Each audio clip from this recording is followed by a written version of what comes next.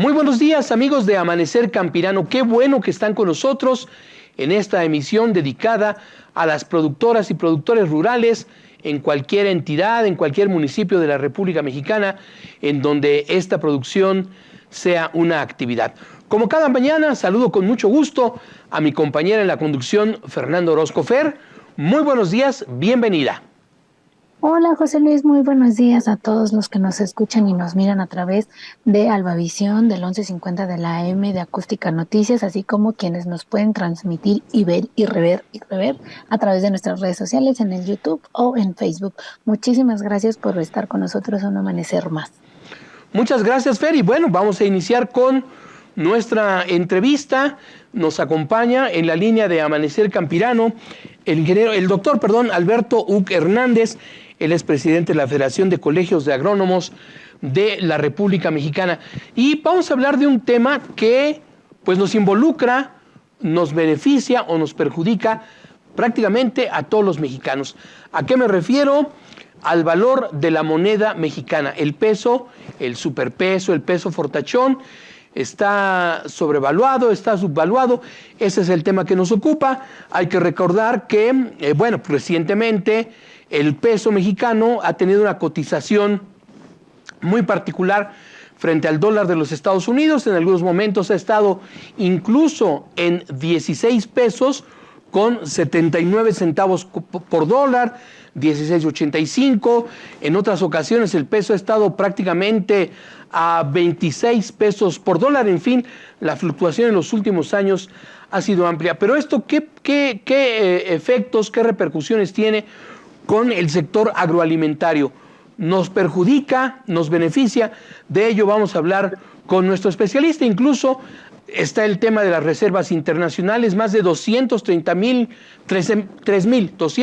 millones de dólares que están en el Banco de México, la cantidad importante de remesa, las inversiones extranjeras directas, el nearshoring. Diferentes factores han contribuido a esta situación. Alberto, ¿cómo estás? Me da mucho gusto saludarte. Buenos días. Sí, muy buenos días, José Luis. María Fernanda, qué gusto poder saludarles de nuevo en este excelente programa. Ay, Amanecer muchísimas Campirano. gracias. Gracias, Alberto. Bueno, coméntale al auditorio por qué está esta situación con la paridad del peso mexicano frente al dólar. Muy bien, mira, en primer lugar, a mí me gustaría que el público que nos esté escuchando pudiésemos primero entender cuál es la dinámica que tiene el peso frente a las diferentes monedas del mundo, no Así únicamente es. frente al dólar. Claro. Entonces, lo primero que tenemos que establecer es de que el precio del peso, imaginemos que el peso es como cualquier mercancía. Cuando nosotros vamos a comprar algo en el mercado, cualquier producto, vamos a suponer que vamos a comprar 1 kilo de maíz. Bueno, en el mercado se presentan dos figuras. El productor de maíz, que es el dueño del kilo de maíz, porque él realizó todas las labores para poder producirlo, y el consumidor de maíz, que tiene la necesidad de comprarlo porque es un alimento. Estos dos personajes se ponen de acuerdo en el mercado, es decir, ahí pactan cuál es el precio al que el productor se va feliz por haber vendido su maíz a ese determinado precio, y el consumidor se va feliz por haber conseguido el maíz al precio que lo consideraba justo.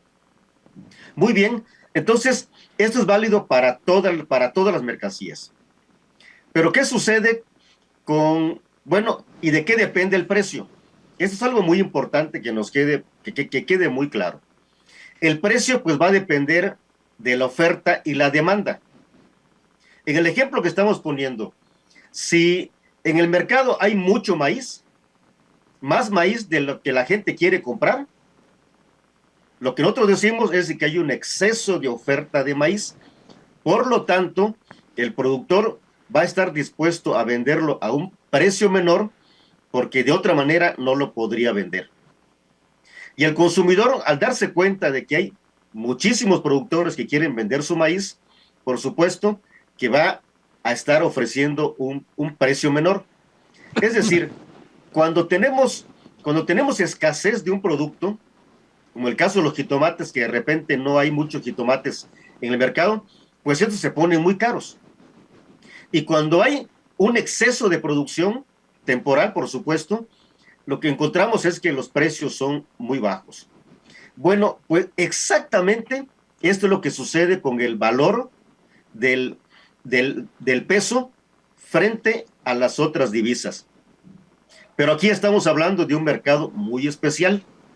Estamos hablando del mercado de dinero, que si bien estrictamente cumple las mismas reglas del mercado, es decir, si hay muchos pesos, pues van a estar baratos, o si hay muchos dólares, van a estar baratos, y si hay pocos dólares, pues van a estar caros.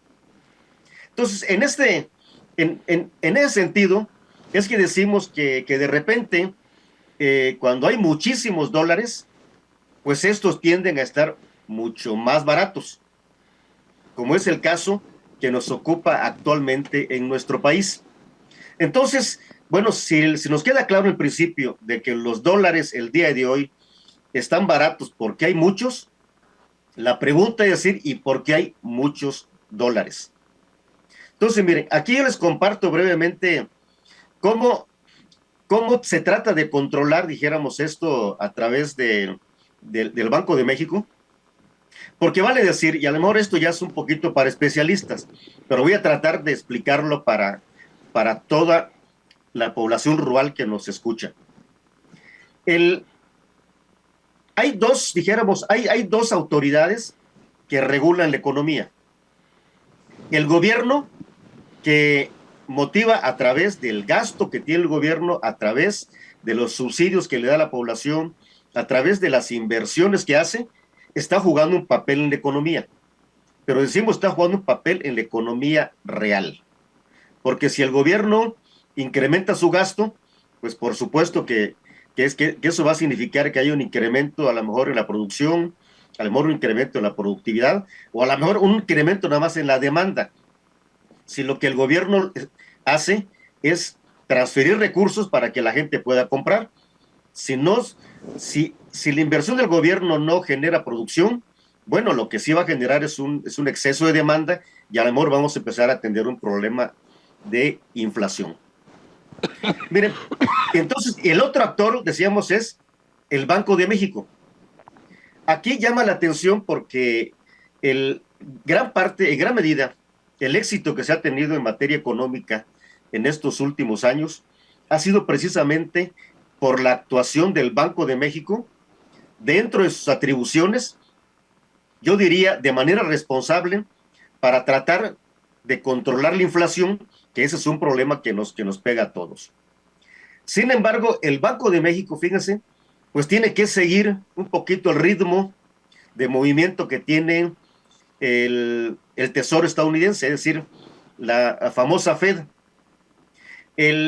La, la Fed viene siendo como el Banco de México en Estados Unidos. ¿Cuál es la principal decisión que toma esta autoridad monetaria en Estados Unidos? Pues es la tasa de interés a la que se van a estar prestando recursos tanto a los gobiernos como a la iniciativa privada. Es una tasa de interés de referencia que de manera regular hay un diferencial entre la tasa de interés que fija la Fed en este caso y la tasa de interés que fija el Banco de México. Para que tengamos una idea de lo que estamos hablando, porque eso tiene un impacto en la oferta de dólares. En el 2018, la tasa de interés interbancaria de nuestro país estaba en el orden de los 8.25 puntos. Y en ese momento, en Estados Unidos, la tasa de interés estaba en 2.5, de tal manera que hay un diferencial ahí como de 5.5 puntos, ¿sí? ¿Y esto qué quiere decir? Bueno, de manera muy esquemática lo que significa es de que si alguien que quiere invertir su dinero en Estados Unidos le van a pagar una tasa de interés de 2.5%. Pero si ese mismo inversionista voltea a ver a México y dice, bueno, en Estados Unidos me pagan el 2.5, pero en México me están pagando el 8.25. Esos 5 puntos de diferencia, pues puede ser atractivo para que estos inversionistas, que normalmente son inversionistas de muy corto plazo, conocidos en el calor de los economistas como capitales golondrinos, pues pueden llegar a comprar bonos del gobierno, pueden invertir en México sus recursos, ¿sí? Precisamente por ese diferencial de tasas.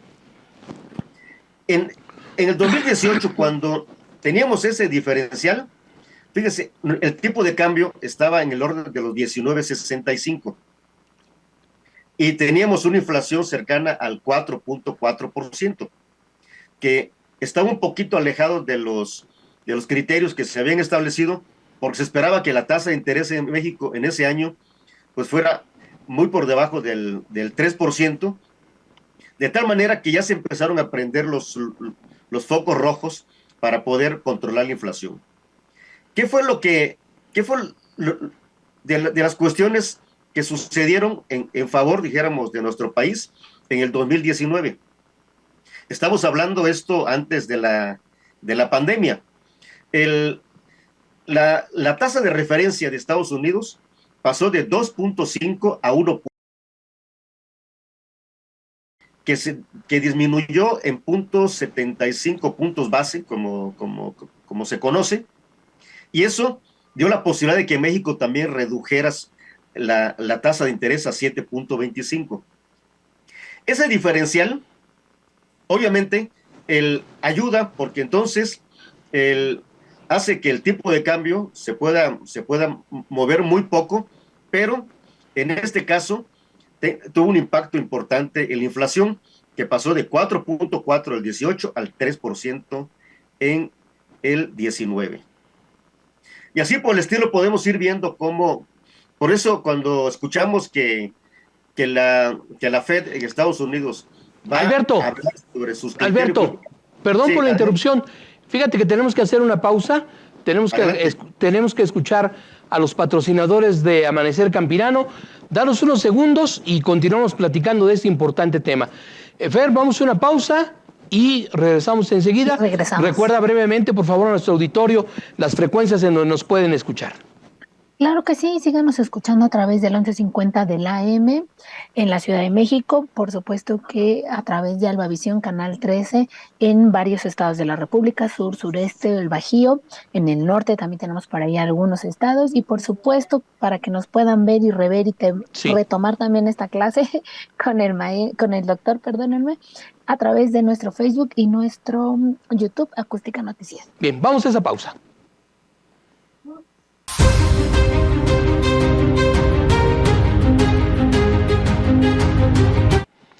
Seguimos adelante. Muchas gracias, amigos de Amanecer Campirano, por estar con nosotros. Estamos conversando con el doctor Alberto Uque Hernández en torno a un tema muy, muy interesante. Bueno, Alberto, hace unos instantes ya nos ofreciste un panorama que nos permite comprender mejor la dinámica del peso frente a otras monedas. Ahora, por favor, explícanos esta situación del peso, como se encuentra en estos instantes frente a las otras divisas, ¿cómo afecta a la economía agrícola de nuestro país? Muy bien, muy interesante la pregunta. En estos momentos hablamos de un superpeso porque pasó, decíamos, de 19.65 del 18 a 16.92, que es como cerró en el 2023. Bueno, ¿cómo nos afecta? Bueno, aquí directamente el hecho de que el peso esté demasiado fuerte, que esté demasiado revaluado, significa que a lo mejor estamos necesitando una mayor cantidad de remesas para obtener la misma cantidad de pesos. Y aquí les pongo nada más un dato, miren. En el 2021 las remesas fueron cercanas a 51,000 millones de dólares, que al tipo de cambio de ese momento de 20.47 nos arrojaba una cantidad arriba de 1 billón de pesos lo que los paisanos enviaron a México ya al convertirlos en pesos. Sin embargo, fíjese, del 2021 al 2023 estamos cerrando arriba de los 60,000 millones de pesos, es decir, cerca de 10,000 millones de pesos adicionales. Pero ¿cuál es el detalle? Que como la tasa de cambio está en 16.92, resulta que estamos recibiendo menos pesos que con los 51,000 millones de dólares de 2021. Entonces, qué impacto tiene esto en la economía rural? Bueno, recordemos que una gran cantidad de los recursos que se emplean para el consumo de las familias en el medio rural, que es fruto de las remesas, pues llega a nuestro país y al tener un peso sobrevaluado, pues resulta que los paisanos tienen que mandar más dólares para poder tener el mismo poder adquisitivo sin considerar el tema de la inflación, porque si le ponemos la inflación, seguramente que vamos a ver que en términos reales, pues ha caído el valor de la remesa que se viene presentando. Pero el hecho, decíamos, de que tengamos un superpeso, bueno, significa que al estar los dólares tan baratos, pues resulta que es mucho más atractivo comprar dólares y esos dólares utilizarlo para comprar alimentos, de tal manera que se estimula la importación de alimentos y en general de todo tipo de productos. Al estarse importando alimentos, por supuesto que eso genera una competencia con los productores nacionales que a lo mejor no pueden exportar, o el precio de referencia al ser más bajo, como es el caso del maíz. Recordemos que en el 2020, por ejemplo, el maíz se llegó a cotizar, se llegó a vender en México arriba de los 7,000 pesos la tonelada. Con este tipo de cambio, este año encontramos que se estuvo vendiendo en campo, obviamente sin considerar la participación de Segalmex en el mercado, entre 4,500 y 4,800 pesos. De tal manera que el productor rural pierde, porque al estar muy barato el precio internacional, en función de que el dólar está barato, es decir, sale más barato comprar el exterior que comprar aquí en México, pues por supuesto que está generando situaciones de zozobra y situaciones muy complejas para el campo. Doctor, perdóname que lo interrumpa. Justo ahorita que escuchándolo ya tanto en el bloque de inicio como en este, me gustaría también preguntar un poco acerca del panorama nacional, acerca de que durante 5 años más o menos que lleva este gobierno al frente, la balanza agroalimentaria ha tenido un superávit. Esto tiene que ver con el tema del dólar que se ha ido fortaleciendo, como para que nos vaya también por ahí diciendo, pues también que tiene que ver con la balanza y que afortunadamente a nivel nacional ha sido superavitaria, pero no sé qué tanto tenga que ver con el tema. Efectivamente, mire, hay varios componentes en la balanza comercial. Hay unos componentes que le llamamos componentes inerciales. Es decir, empresas, por ejemplo, como los que exportan cervezas, las exportadores básicamente de tequila, de mezcal, los exportadores de aguacate, que tienen una dinámica que está un poquito fuera, dijéramos, del mercado, ¿no? Es decir, no hay un producto que esté compitiendo con el mezcal mexicano. Nosotros no importamos, nosotros exportamos, ¿sí? Y quienes quieran comprar el mezcal, que lo quieren comprar, por supuesto que van a tener que comprarlo en México porque no hay otro lugar que se los pueda surtir, no hay otro país que los venda. Nosotros somos prácticamente los únicos productores de tequila, de mezcal, y somos el principal exportador de aguacates.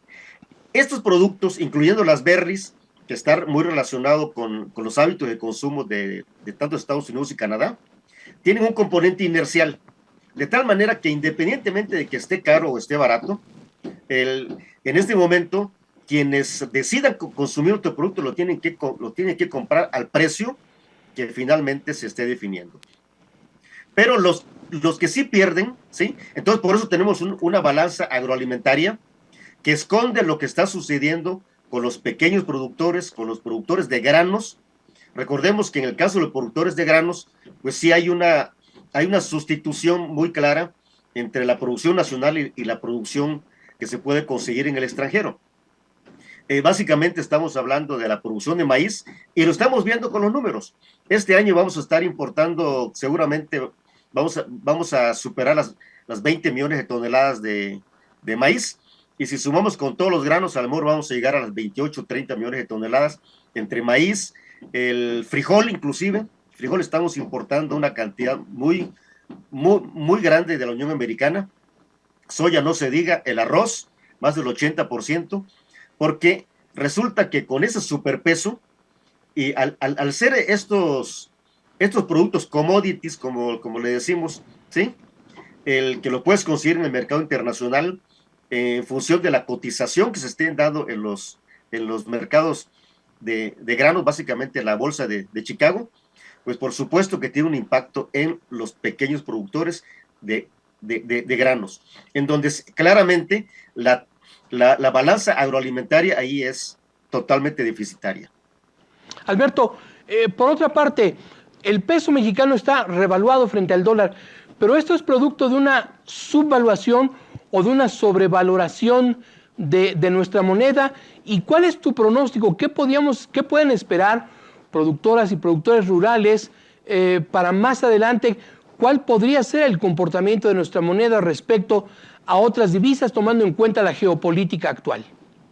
Bueno, lo que claramente observamos es de que el peso el día de hoy está sobrevalorado. Está sobrevalorado porque hay un exceso de oferta de dólares. ¿De dónde viene el exceso de dólares? Bueno, pues viene de las inversiones que hacen los capitales golondrinos, porque en México le estamos ofreciendo una tasa de interés entre 5.25 y 5.5% más que en Estados Unidos. Y la otra parte es la cantidad de dólares que está enviando nuestros paisanos. Recordemos que en el 18 se estaban enviando cerca de 35 mil millones de dólares. Al cierre del 2023 estamos hablando más de 60 mil millones de dólares. Casi el doble de dólares están entrando por vía remesas.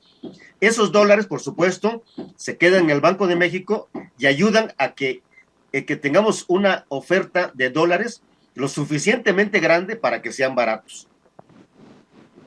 Interesante, Alberto, este punto de vista. Y bueno, para la comunidad exportadora de agroalimentos en México, esta es una situación que debe de preocuparles, de ocuparles. ¿Cómo vislumbras el panorama para la agroexportación? ¿Se modificará o continuará como hasta ahora? Bueno, lo que comentábamos, mire, aquellos productos en donde tenemos una dinámica comercial inercial, como lo explicábamos, que están posicionados en algunos mercados, en donde somos prácticamente los únicos productores, pues esta situación se puede decir que nos beneficia, porque se puede seguir exportando sin mayores problemas. El tema está con los productores que sí tienen una competencia con otros productos que se producen en el extranjero. Y básicamente estamos hablando de los productores de granos, que al tener un precio de referencia con el mercado internacional, pues aquí los precios se le ofrecen mucho más baratos. Pero aquí hay un detalle. Este resultado ya lo conocemos. Cuando hay una sobrevaluación del peso, pierden este tipo de productores. Pero podemos echar mano de la otra parte de la política económica, que es la política fiscal, que es la parte en donde el gasto de gobierno tiene que entrar a compensar de alguna forma, a romper este ciclo pernicioso en el que aparentemente un superpeso nos beneficia, pero en realidad algunos ganan, ¿sí? ¿Quiénes son los que están ganando? Bueno, los grandes inversores, sobre todo capitales, decíamos, de muy corto plazo, que están aprovechando esa tasa de interés. ¿Quiénes pierden? Bueno, pues pierden los paisanos que tienen que enviar más dólares, porque no están ganando más, están ganando una cantidad similar, pero tienen que mandar más dólares para que sus parientes cumplan sus compromisos que hayan contraído en pesos mexicanos, y pierden, por supuesto, quienes reciben los dólares en México, porque están recibiendo una menor cantidad de pesos por la misma cantidad o por una mayor cantidad de dólares que están recibiendo.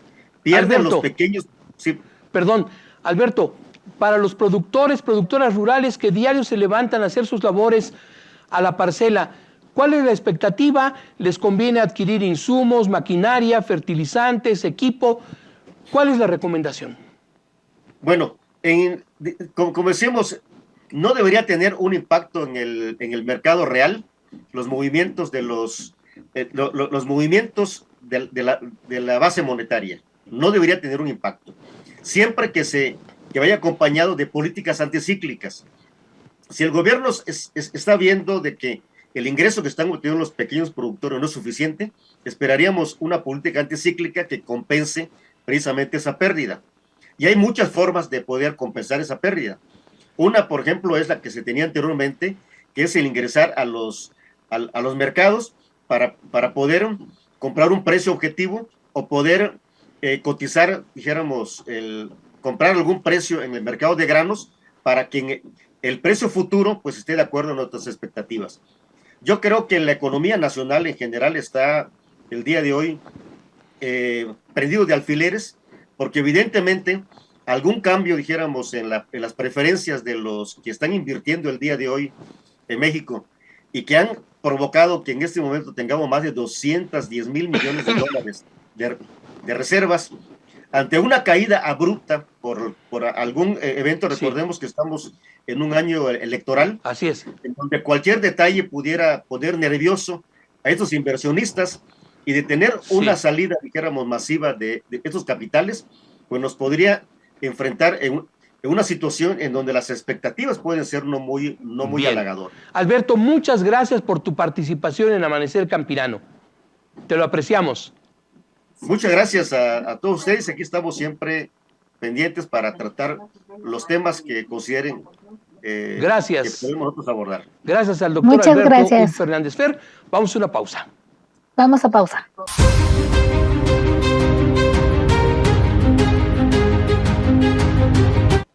Continuamos, amigos de Amanecer Campirano. Qué bueno que están con nosotros esta mañana y vamos a seguir tratando temas interesantes y sobre todo que sean de utilidad para las productoras y productores rurales de nuestra República Mexicana. Ya platicamos de las implicaciones que tiene el valor de la moneda mexicana respecto a otras divisas internacionales y cómo afecta esto a la actividad rural de nuestro país.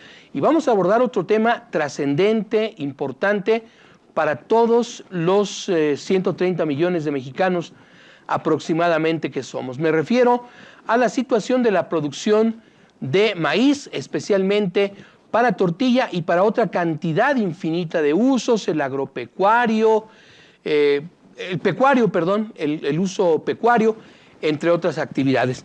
Está en la línea de Amanecer Campirano la doctora Mercedes López Martínez. Mercedes es directora de Vía Orgánica en la Ciudad de México y representante de la comunidad demandante contra el maíz genéticamente modificado. Y es que hay que recordar que a finales de 2018, principios de 2019, se estableció un decreto presidencial que señala la prohibición gradual de importación de un insumo que muchos consideran básico en la producción agrícola, agropecuaria, el glifosato, este herbicida precisamente muy utilizado en prácticamente todo el planeta. El gobierno mexicano, a través de evidencias, considera que el glifosato es un elemento potencialmente peligroso para la población y también está la prohibición para la importación de maíz genéticamente modificado, especialmente el llamado maíz amarillo, procedente del cinturón maicero de los Estados Unidos, Iowa, Kentucky, toda esa región centro de la Unión Americana. Hace poco, la autoridad judicial en México negó a varias compañías el hecho de que pudieran seguir importando el glifosato. ¿Cómo se encuentra todo esto? Doctora Mercedes López, muy buenos días y muchas gracias por tomar la llamada de Amanecer Campirano. Al contrario, muchísimas gracias por la posibilidad de platicar con ustedes y con el auditorio tan importante que es el que pues nos alimenta todos los días sobre este tema tan importante. Gracias, Mercedes. ¿Cuál es la situación de todo esto que hice como introducción? Bueno, pues justamente como muy bien decías, el 31 de diciembre del año 2020 hubo un decreto presidencial, primer decreto presidencial que tenía dos objetivos básicos. Uno era disminuir gradualmente la importación de glifosato, este herbicida que la Organización Mundial de la Salud ha dicho que es probablemente cancerígeno a México, y buscar alternativas de bioinsumos también para sustituir este agrotóxico. Y otro de los objetivos de este decreto en el título sexto era pues muy acotado para sociedad civil, pero nos parecía importante que se tratara, pues era el tema de seguir prohibiendo la siembra comercial de maíz genéticamente modificado en México, que como sabemos existe una medida precautoria que como demanda colectiva conseguimos hace 10 años, poco más de 10 años ya, en septiembre del 2013. Mientras tengamos este juicio civil contra la siembra de maíces transgénicos, se establece esta medida precautoria y sigue vigente a la fecha. Entonces, estos eran los dos grandes objetivos de este decreto. Resulta que tanto el Consejo Nacional Agropecuario, que es un grupo de los empresarios que producen de manera industrial bajo toda esta revolución verde y donde hay varias empresas transnacionales de alimentos y de semillas, presentaron varias amparos contra ese decreto presidencial. 16 fueron desechados y uno de ellos justamente pues es el que llevó a discusión la semana pasada, el 4 de enero justamente, de tres magistrados. Que son los que ratifican que esta prohibición sigue vigente. Hay que decir que dos de ellos, tenemos el caso del magistrado Ricardo Gallardo Vara, que fue el que presentó pues la propuesta de dictamen, quien pues a todas vistas y por las propuestas y el análisis de estas propuestas, pues él está tratando de favorecer a las empresas transnacionales, sobre todo a Bayer Monsanto, mientras que los otros dos magistrados que discutieron este caso, que fueron Patricio González Loyola y Jean-Claude Trompetit, pues la verdad es que nos sorprendieron muy favorablemente porque ellos mencionaron argumentos en la discusión que hemos presentado desde la colectividad demandante durante 10 años a favor de la biodiversidad, a favor de la salud de las personas, y que ellos se ve que pues ante la presión mediática que hicimos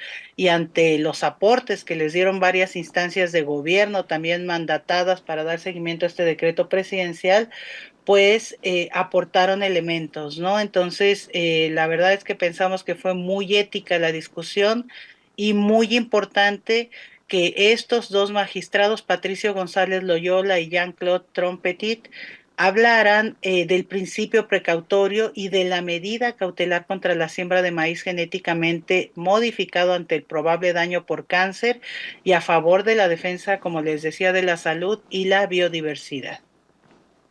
Por otra parte, doctora Mercedes, ¿qué pasa con este argumento que constantemente esgrime la industria productora de fertilizantes, herbicidas, plaguicidas, en el sentido de que todavía no se ha encontrado un sustituto para tener en control las hierbas de diferentes cultivos? Ellos insisten en que se ha demostrado que un uso adecuado del glifosato permite un manejo adecuado y desde el punto de vista de la industria no hay evidencias contundentes que indiquen que el uso de este herbicida esté relacionado con desarrollos cancerígenos prácticamente en ninguna parte del mundo. Bueno, esto es mentira, hay que decirlo de manera muy contundente y muy clara. Mienten las empresas. Veamos nada más ellas, Monsanto sobre todo fue la que primero lanzó al mundo el DDT, que fue pues un insecticida que causó daños terribles. Después, cuando la invasión de Estados Unidos a Vietnam, ellos crearon el agente naranja que quemó a la población de Vietnam, buscando quemar las selvas para identificar a la gente que resistía y crean el glifosato. Entonces, este es un tema meramente comercial que creo que estamos en el mundo al revés, ¿no? Porque están defendiendo un agente cancerígeno que ha contaminado al mundo y que ha dañado la salud de las personas, pero además contaminado el agua, el medio ambiente y matado insectos polinizadores. Las pruebas están ahí y siguen siendo ocultadas por muchos medios de comunicación, por muchos grupos de la ciencia que tienen intereses con Monsanto, y podemos esto verlo de una manera muy clara. Hubo una demanda del doctor Drucker contra la empresa Monsanto antes de que se aliara con Bayer Monsanto, y él obligó a que abrieran los expedientes de Monsanto. Estos se pueden consultar en una página web de Argentina que se llama La Vaca. Ahí vienen esos expedientes que tuvieron que abrir por el juicio, y ahí Monsanto encontró y demostró también que ellos sabían que era cancerígeno el glifosato, los daños que iba a causar, pero ellos hicieron una evaluación y dijeron, bueno, vamos a ganar miles de millones de dólares vendiéndolo. Si tenemos algunas demandas, pues es un daño aleatorio, vamos a pagar una cantidad mínima. Hay más de 150,000 demandas vigentes en el mundo contra este herbicida, y ha habido casos muy emblemáticos. El mismo, en esta discusión de los magistrados, pues el mismo Jean-Claude Trompetit habló de uno de los casos, una de las demandas interpuestas contra Bayer Monsanto por Edwin Hardeman, y hay mucho más casos muy emblemáticos donde él usaba el glifosato para jardinería. Y hay otros casos donde lo usaban para los jardines, pues jardines muy amplios, muy extensos, Estados Unidos, y desarrollaron el linfoma de No-Hodgkin, este cáncer tan agresivo por el uso. El problema también, sabes, es que no solo se usa el glifosato con las plantas o las semillas genéticamente modificadas. Se usa como secante para secar también semillas, y se usa en jardinería. Y justo por eso, porque otro argumento que usan las empresas es que la Unión Europea aprobó por 10 años más el glifosato, pero no dicen que ha sido por las presiones de Bayer Monsanto y de otras transnacionales que tienen incluso un poder más fuerte que muchos gobiernos a nivel económico y presionan, y no dijeron que la Unión Europea está abriendo esa posibilidad, prohibiendo que se use en semillas que van a ser utilizadas para alimentos y en jardinería. Entonces digo, hay restricciones y hay otra apertura por las presiones, mentiras y cabildeo de estas grandes empresas ¿Y transnacionales. qué hay respecto a que o no hay alternativa para el glifosato o bien no hay técnicas que permitan el control de malezas en diferentes cultivos? Esa es otra gran mentira también. Ellos crean una dependencia que no existía. Sabemos que pues en los años 50, 60 empezaron con esos químicos, estos herbicidas para el campo. De hecho, CONACYT, que es nuestra instancia científica, fue mandatada por el presidente de la República con este decreto para trabajar con las comunidades en talleres, en investigaciones. CONACYT proveyó más de 200 investigaciones donde habla de los daños del glifosato, que fueron desestimadas por este juez Gallardo, nada Gallardo, pero también hizo toda una serie de aportes e investigaciones sobre bioinsumos. Sabemos que la agricultura sin químicos, la agricultura orgánica, regenerativa, como le queramos llamar, es una alternativa, y justo hay casos muy emblemáticos. Está el caso, por ejemplo, del Sidri de Chapingo, donde el doctor Manuel Ángel Gómez y la doctora Laura Gómez están trabajando con diversas comunidades, en Papantla, por ejemplo, y están produciendo cítricos sin químicos, orgánicos. La plaga no les pegó fuerte, con abonos y fertilizantes orgánicos sin usar químicos, están produciendo 2 o 3 veces más que la naranja tradicional, la están vendiendo a las naranjeras por ser orgánica más cara y con alternativas. Y a ellos no les pegaron las plagas tan fuertes, esta plaga que pegó en las naranjas y los cítricos y que está haciendo que talen brutalmente en Veracruz, por ejemplo, miles de árboles. ¿Por qué? Por este uso. Mi misma organización Vía Orgánica, que tiene un rancho escuela en San Miguel de Allende, Guanajuato, usa toda esta serie de técnicas alternativas. Y yo siempre repito, la FAO en Sí. 2018 tuvo el segundo simposio de agroecología e hizo un llamado internacional a terminar con el uso de los Doctora químicos. Mercedes, Sí, perdón perdón. perdón que le interrumpa. Tenemos Sí, que ir brevemente a una pausa y seguimos platicando muy bien, sobre claro. este importante tema. Me Regresamos emociono, me enseguida. emociono. No se preocupe, gracias.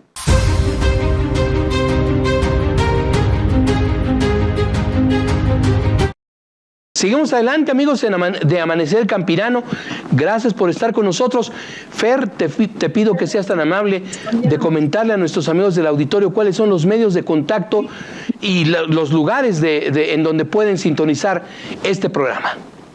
Claro que sí, nos pueden sintonizar a través del 1150 de la AM en la Ciudad de México, por supuesto que a través de la cadena de Albavisión en 14 estados de la República, en Canal 13, por supuesto, y también para que nos mantengan constantes y si algo les llama la atención de alguno de los temas que nos traen nuestros entrevistados, que por favor visiten nuestras redes sociales, el Facebook y el YouTube de Acústica Noticias, así como también nos pueden encontrar en las otras redes sociales, TikTok, Instagram, etcétera. En todas por ahí nos encontramos y justamente también para que si quieren retomar alguna de las palabras que nuestra invitada del día de hoy, la doctora Mercedes López, nos está hablando acerca del uso, bueno, más bien del no uso del decreto del xilofosfato y el maíz genéticamente modificado, pues ahí nos pueden encontrar, que justamente, José Luis, si me permites brincar rápido para el tiempo con nuestra invitada. Adelante, Fer. Preguntarle esta parte de qué tanto ha sido aceptado o no a nivel de parcela con las y los productores mexicanos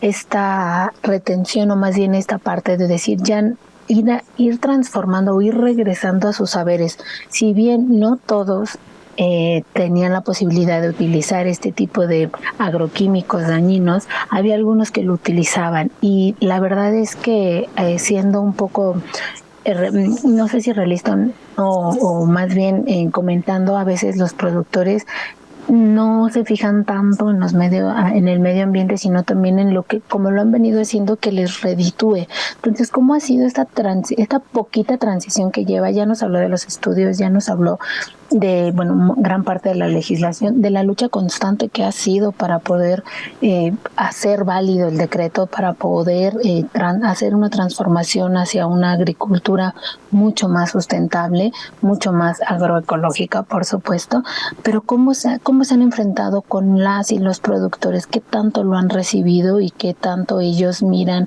estas alternativas como algo viable? Bueno, mira, Mafer, pues hay que decir que no se ha dejado de sembrar milpa, de sembrar de manera ecológica, porque justamente el hecho de que todavía contemos con 64 razas y miles de variedades de maíz y productos de la milpa, pues ha sido gracias a los grupos campesinos. Desafortunadamente, pues ya mucho es para autoconsumo por la falta de apoyo al campo. También hubo políticas gubernamentales donde entregaban fertilizantes y varios químicos como parte de un paquete tecnológico. Estaba a punto de aprobarse en 2013 pues la siembra de maíces transgénicos, lo cual hubiera destruido la biodiversidad, de no ser por nuestra demanda con esa medida precautoria, ya nos hubieran contaminado. Pero hay que decir que se sigue sembrando de una manera muy holística, muy equilibrada. Comunidades como Vicente Guerrero en Tlaxcala, las comunidades de los chenes del sureste y comunidades mayas que se negaban a aceptar la soya transgénica y que fueron contaminadas y que metieron demandas. Están todos los grupos de Cuetzalan, están todos los grupos, incluso ganaderos que en Chihuahua buscando técnicas holísticas artísticas, están los grupos en Oaxaca, como Jesús León Santos, que recibió el premio Goldman por restaurar la Mixteca con árboles nativos, con maíces. Hay toda una serie de ejemplos y es muy importante para el público campesino decir, justo, yo tengo una parcela en Veracruz de naranja, que era un monocultivo, que era químico, pues en 3 años logramos limpiarla, logramos avanzar en este sentido y se pueden hacer no monocultivos, sino cultivos mucho más integrales, más holísticos, con aguacates de la zona, con las frutas, con las variedades, con los árboles. Esto existe. Yo te digo, CONACYT hizo talleres en el campo con varias organizaciones y varios grupos para buscar estos bioinsumos que están presentes, pero la propia gente con capacitación y tecnología puede hacer sus caldos minerales, puede hacer su composta, puede hacer toda una serie de insumos que salen mucho más baratos y que incluso tú los puedes trabajar también con arbences, por ejemplo, en el área donde hay árboles de cítricos, evitas las supermalezas, ¿no? Y ya para cerrar esta parte y ver si hay más preguntas, incluso Monsanto dice que el glifosato es para eliminar malezas y hay ejemplos documentados en el mundo donde cada vez más las plantas hacen resistencia a esas malezas y se crean las supermalezas y cada vez hay que usar más glifosato, que tiene muchos nombres, el glifosato faena, otros nombres, y que es súper tóxico y no se le indica a la gente. Se está envenenando a la gente, la tierra, el aire, dañando la salud y matando insectos polinizadores sin una información precisa de esas empresas que lo único que quieren es la ganancia sin importarles destruir el planeta. Doctora Mercedes López, adelante Fer, adelante, por favor. Perdón, justamente porque no quiero que nos vaya a ganar el tiempo, me gustaría, ya nos explicó más o menos el avance que ha sido hasta ahora con esta, pues sí, decirlo bien, lucha de quienes están trabajando por ello, pero ¿cuál es el reto concreto para lograr en este 2024, independientemente de todo el contexto que sabemos que son elecciones, que sabemos que pues va a ser un quiebre de gobierno y siempre hay reacomodos, pero ¿cuál es el reto más importante para llevar a cabo y que se consolide esta ley? Bueno, pues el reto más importante es recuperar la milpa, el alimento tradicional. Estamos engordando por esta comida y bebidas ultraprocesadas también que estas mismas industrias nos llevan. Que se apruebe la ley de protección de los maíces nativos, que ha sido detenida, y la ley de alimentación por el secretario de Agricultura, Víctor Villalobos, que está boicoteando, que es una agente protransgénica, que el decreto presidencial se pueda ahondar y podamos dejar de importar el glifosato. Esto es algo gradual, y usar estos bioinsumos y recuperar el campo sin agroquímicos, sin dañar la salud de las personas. Y como yo les decía, la naranja orgánica, ustedes pueden ver el ejemplo documentado con videos, o ir a Papantla y buscar en San Pablo al doctor Manuel Ángel, que es uno de los ejemplos. La naranja se está vendiendo 3 veces más cara, sin agroquímicos, es orgánica y no les está dañando. Entonces la verdad es que este tipo de cultivos, están los nopales, por ejemplo, en Teotihuacán, sin agroquímicos, que también están produciendo, no están teniendo plagas y no están dañando, pero el costo también es mejor. También hay que pagar precios justos a las comunidades campesinas por ese gran trabajo de alimentarnos. Esos son los retos, y pues que nuestra demanda colectiva contra el maíz transgénico se revierta. Vimos una jornada de jueces, le están dando el lado a algunos, no todos, porque hay gente muy honesta como estos otros magistrados de los que hablé, están aliándose con las empresas y están tratando de echar atrás ese decreto presidencial y varias medidas a favor de una ecología agroecológica. Y pues ese es el reto, y que la gente se una, se informe, deje de usar gradualmente estos agroquímicos, volvamos a consumir nuestra comida tradicional, paguemos lo justo y pues dejemos toda toda esta comida procesada y alimentos procesados que nos engordan, que no nos alimentan y que nos están creando problemas de obesidad y de cáncer. Doctora Mercedes, amplíenos un poco más este concepto con términos más precisos. Es decir, ¿cuándo va a tener plena vigencia el decreto presidencial del 2020 para que se deje de importar glifosato? Hable usted de la vigencia, de las medidas de amparo, de la respuesta que se le da a los jueces. ¿Qué pasa con la demanda de ustedes? ¿Hay tiempos ya establecidos para que siga adelante la prohibición de sembrar maíz transgénico? Y también, ¿cuáles son los plazos para, o si esto técnicamente es posible, que México ya no importe más maíz amarillo transgénico? A ver, son varias cosas. El decreto sigue vigente, no ha perdido vigencia. Justo estos amparos de las empresas y las agroindustrias han tratado de dar marcha atrás.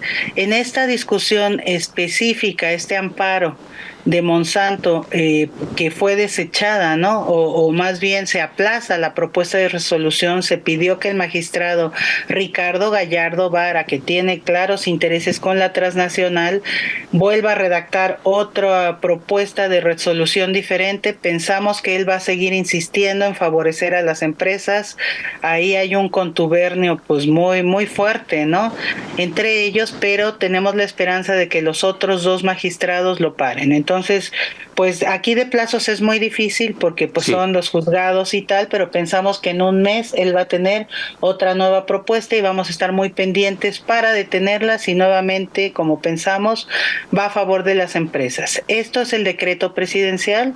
Hay un segundo decreto presidencial que se emitió el año pasado en febrero de 2023, donde habla de que no se usen estos maíces amarillos genéticamente modificados en la alimentación, sobre todo en la masa de las tortillas, porque según investigaciones de la UNAM y nuestra de la Asociación de Consumidores Orgánicos, pues encontramos glifosato y transgénicos en tortillas de maíz. Pensamos que están mezclando con la masa estos maíces amarillos genéticamente modificados que son para forraje, no para alimentación. Este es otro tema. También estamos trabajando conjuntamente con productores, con cooperativas e incluso con empresas grandes en Estados Unidos que ya no quieren sembrar maíz amarillo genéticamente modificado, que quieren transitar hacia maíces sin agroquímicos y no transgénicos, y que dicen que van a obtener también una buena ganancia en ese sentido, pero no se van a dañar otra vez sus tierras, su salud al aire.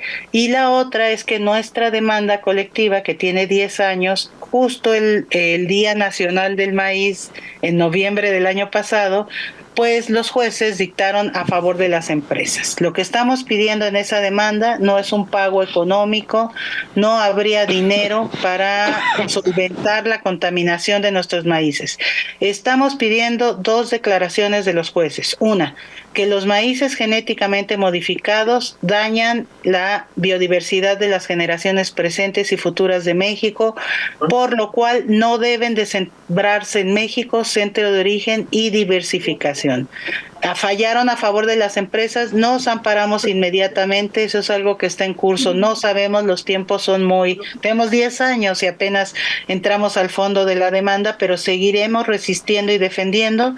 Pensamos que haber detenido la propuesta de resolución del magistrado Gallardo Vara es un avance muy importante, y por otra parte están las controversias de Estados Unidos contra México a raíz del TEMEC, del Tratado Comercial, porque México se está negando, bajo un derecho soberano, a importar maíces amarillos genéticamente modificados. Ahí como sociedad civil estamos muy presentes y vamos a participar en lo que le llaman el cuarto de al lado, pues por lo menos 5 organizaciones civiles que defendemos los maíces y la biodiversidad de México. Doctora López Martínez, muchas gracias. El tiempo se nos agota. Le apreciamos mucho que haya participado con nosotros. Muy buen día. Mucho gusto. Muchísimas gracias. Gracias, doctora. Muchísimas gracias, Carlos. Hasta luego. Llegamos al final de esta emisión. Llegamos al final. Muy bien. Y nos vemos en nuestro próximo amanecer.